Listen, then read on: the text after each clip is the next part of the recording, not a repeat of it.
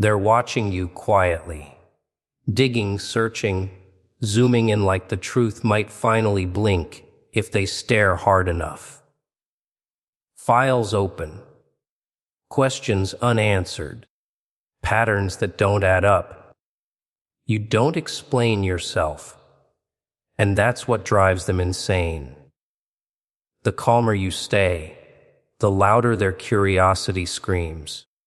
You don't chase attention, attention hunts you. Because mystery isn't weakness, it's power. And right now, you're the puzzle they can't solve.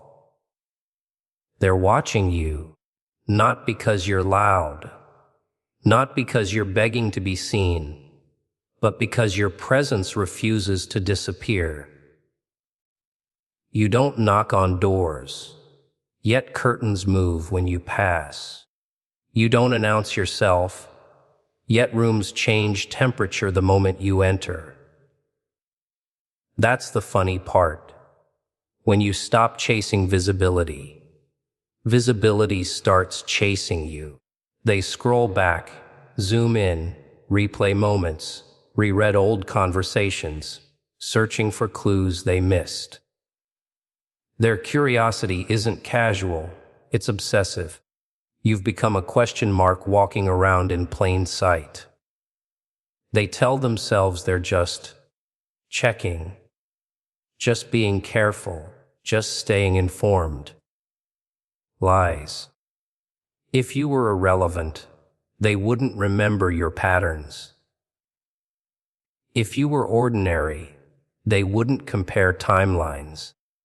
They watch, because something about you doesn't fit their logic. You didn't collapse the way they expected. You didn't beg when silence was supposed to break you.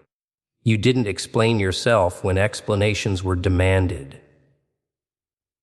That's when interest turns into surveillance. You see, attention is cheap. Anyone can shout and get eyes for a moment. But being watched in silence, that's different. That means your existence is unsettling. It means your calm makes people nervous. They don't know your next move, and uncertainty terrifies people who like control. So they observe, they gather fragments. They try to reverse, engineer you, hoping the mystery will shrink if they analyze it long enough. Every time you stay quiet, they fill the silence with theories. Every time you move without announcing it, they invent stories to make sense of it. You've turned into a mirror, reflecting their insecurities back at them. They're not watching to understand you. They're watching to reassure themselves, to confirm you're not more than they can handle, to prove you're not evolving beyond their reach. But here's the twist. They don't realize their attention is the evidence. If you truly didn't matter, there would be no investigation. No late-night curiosity. No sudden interest in your whereabouts, your growth, your mindset. You became important the moment you stopped trying to be important. And that drives them wild. They watch because you don't react. Because you don't defend yourself. Because you don't perform. You exist unbothered, and that's a violation of their expectations. You were supposed to explain yourself. You were supposed to fold. Instead, you became unpredictable. And unpredictability makes people stare longer than admiration ever could. So let them watch. Let them analyze shadows and call it understanding. Let them think proximity equals insight. Because the truth is, being watched means you're already ahead. You don't even need to look back to know they're there. Their focus follows you automatically, like gravity pulled toward something. It can't escape. Your silence isn't empty. It's loud enough to crack nerves. When you stop explaining, people start unraveling. They're used to noise, to reactions, to defenses they can poke and predict. Silence removes their leverage. It denies them feedback. It forces them to sit alone with their assumptions. And assumptions rot when they aren't confirmed. You say nothing, and suddenly their mind fills the gap with worst-case scenarios. That's pressure. Clean, invisible, ruthless. They expect a response because responses give them control. A reaction tells them where they stand, how close they are, how much power they still have. Silence gives them nothing to hold. No confirmation, no denial, just space. And in that space, their thoughts spiral.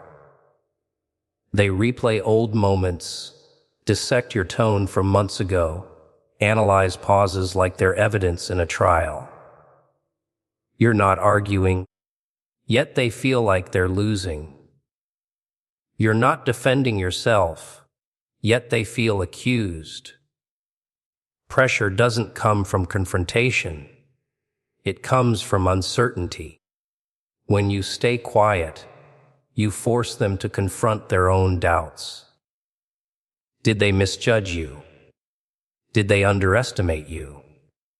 Did they lose influence without realizing it? Silence turns simple curiosity into paranoia. They start checking more often, watching closer, listening harder. The less you say, the more they lean in. Not because they're interested, but because they're uneasy.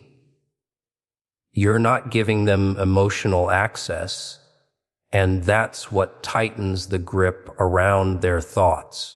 They want reassurance. They want clarity. They want a reaction that proves they still matter in your world. But your silence suggests something dangerous, that you've moved beyond needing them at all. And nothing pressures an ego more than being unnecessary. They try to provoke you. Subtle comments, passive remarks, little tests designed to shake something loose, anything to break the quiet and restore balance. But silence doesn't flinch. It just sits there, watching back without eyes. That's when pressure becomes personal, because now it's not about you anymore. It's about what your silence says about them. People can handle criticism. They can even handle rejection. What they can't handle is being ignored by someone they thought they understood. Silence rewrites the power dynamic without permission. It tells them you're no longer playing the same game, and they don't know the rules of the new one. Every unanswered question adds weight. Every unacknowledged moment tightens the knot. They mistake silence for weakness because it looks passive from the outside, but inside their head, it's chaos. Your calm becomes a spotlight on their restlessness. Your restraint exposes their neediness. They're pressured not by what you do, but by what you refuse to do. You're not reacting, not chasing, not explaining, and that absence presses harder than any confrontation ever could. Silence doesn't shout dominance. It lets others discover it themselves. And once they feel it, once the pressure sets in, they can't unfeel it. They start moving differently around you, thinking twice, watching their words, because silence has already done the damage, quietly, efficiently, without ever raising its voice. Mystery isn't something you create by hiding. It's something that forms when you stop performing. The moment you stop explaining yourself, stop clarifying intentions, stop correcting assumptions, your presence starts carrying weight. People are conditioned to consume everything. Stories, motives, emotions, neatly packaged. You refuse that. You leave gaps. And gaps make people uncomfortable. They lean in, not because they admire you, but because they need resolution.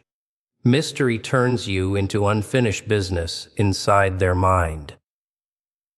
Power grows in what can't be predicted. When people know your next move, they relax. When they can't read you, they tense up. Your unpredictability isn't chaos, it's control without permission. You don't react on cue. You don't mirror their energy. You don't give them emotional handles to pull. So they start studying instead of engaging, watching instead of acting. You've shifted the dynamic without lifting a finger. Mystery forces projection. Since you don't tell them who you are, they decide for you. They project their fears, their ambitions, their insecurities onto your silence. To one person, you're dangerous. To another, you're untouchable. To another, you're hiding something massive. And the funny thing is, none of it comes from you. It comes from them. Mystery turns you into a canvas where their inner chaos paints itself. Transparency makes people comfortable. Mystery makes them alert. Comfort never creates authority. Alertness does. When people don't know where they stand with you, they start choosing their words carefully. Their behavior shifts. They test boundaries more cautiously. You haven't demanded respect, but they offer it anyway, because uncertainty forces restraint. Mystery doesn't ask for power. It causes it. They try to label you because labels reduce threat. Once something is defined, it can be managed, but you don't fit clean categories. You're not cold, not warm, not distant, not available, not aggressive, not passive. You exist in between, and that in between space keeps them guessing. Guessing drains energy. Guessing creates tension. Guessing hands you leverage without a confrontation. The less accessible you are emotionally, the more valuable your attention becomes. Mystery creates scarcity without effort. When you do speak, it lands heavier because it's rare.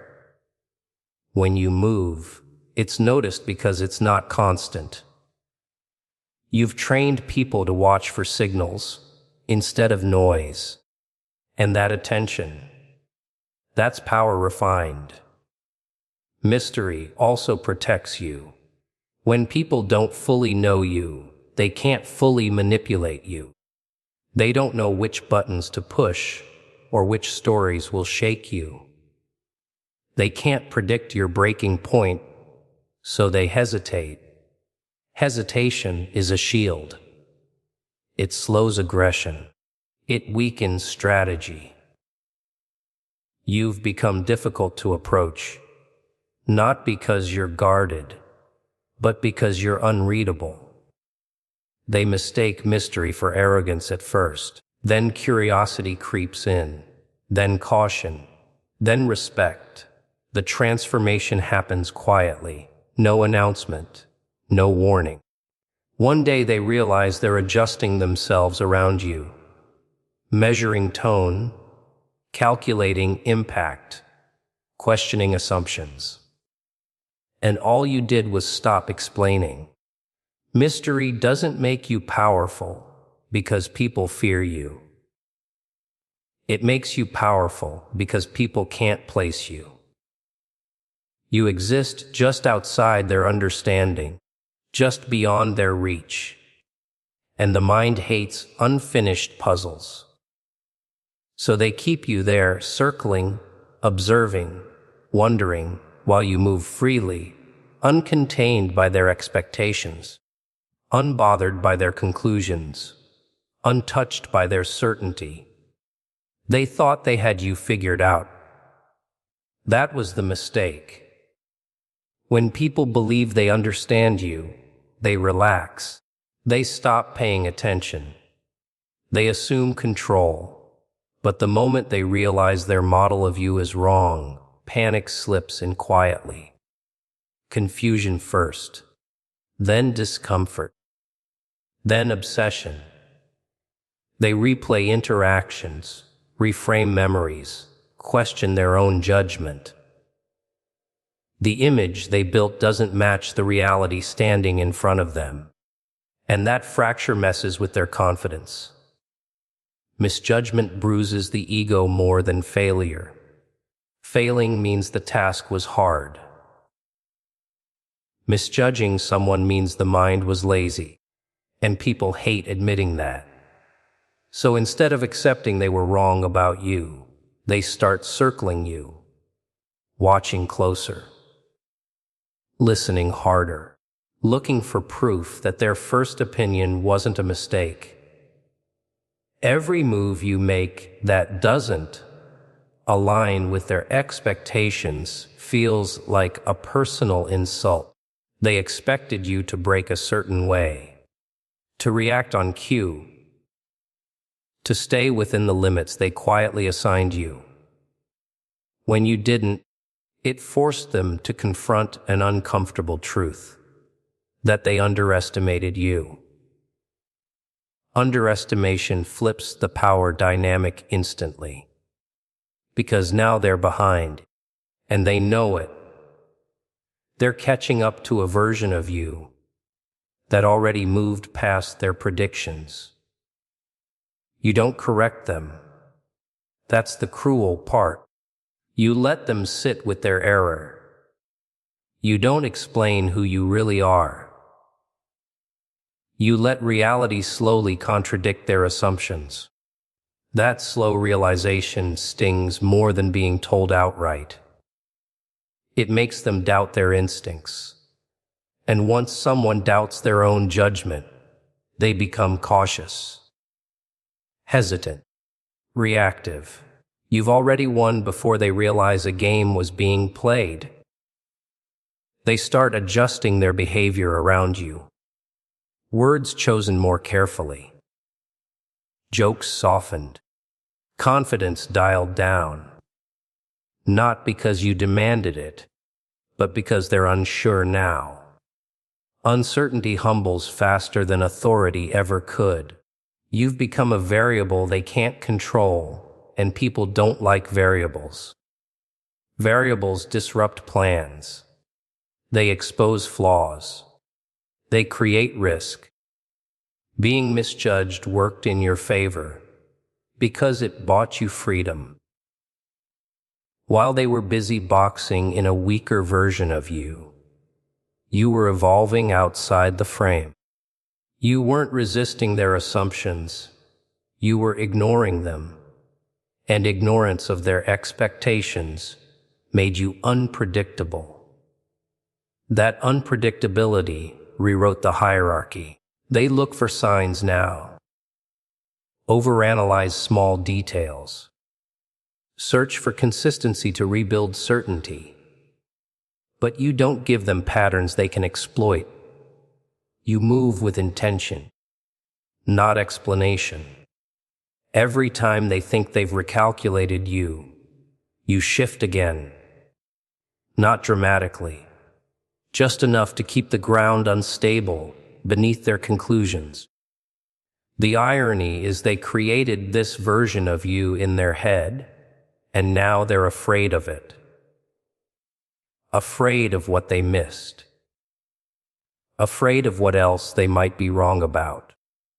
afraid that while they were judging, you were becoming something they can't deal with anymore. You didn't change to prove them wrong. You changed because growth doesn't ask for permission. They misjudged you once, and now every interaction carries tension. Because if they were wrong before, they could be wrong again. And this time, the consequences feel heavier. You're no longer predictable, no longer dismissible, no longer safe to underestimate. You exist as a reminder of their blind spot, walking, breathing calm, letting their own doubt do all the damage.